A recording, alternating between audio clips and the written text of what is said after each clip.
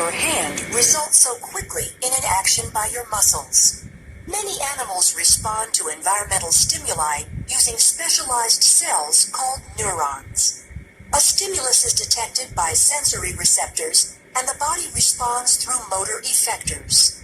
These cells working together allow you to respond very quickly to threats. When you touch something hot, heat receptors of a sensory neuron detect the stimuli and send the information of heat to an interneuron in your central nervous system. From there, a motor neuron sends a response from your central nervous system to the skeletal muscles in your arm, causing them to contract and pull your hand away. The fundamental process of neural transmission that underlies this action occurs in all neurons of the body.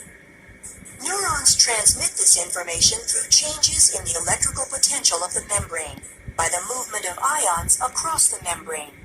An electrochemical gradient governs the movement of these ions, resulting in an electrical impulse.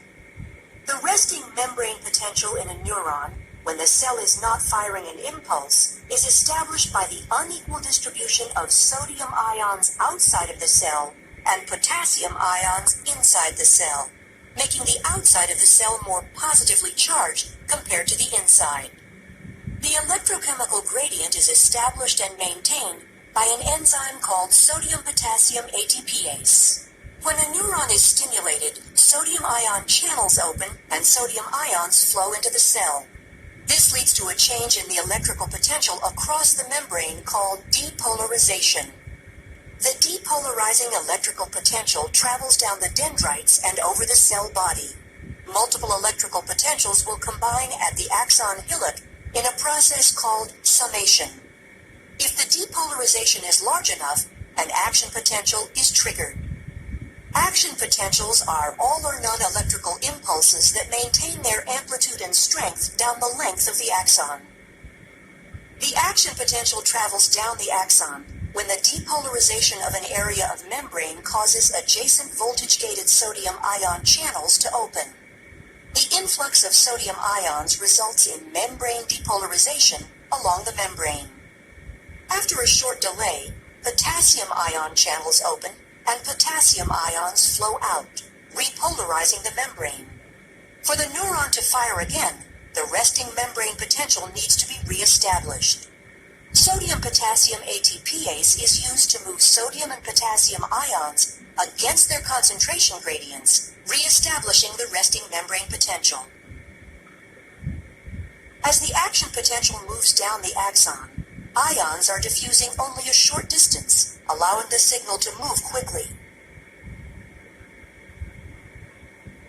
At the axon terminal, the electrical impulse passes to another cell at a cellular connection called a synapse.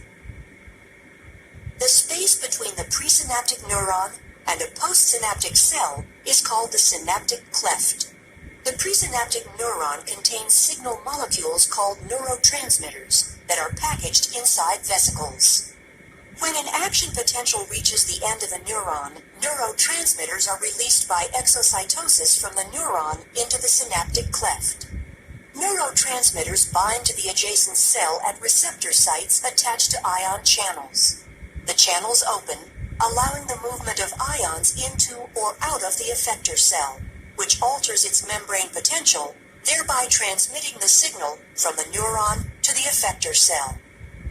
Because nerve impulses move very rapidly down the axon of a neuron and move from cell to cell across synapses, you react quickly to a stimulus, like burning your finger.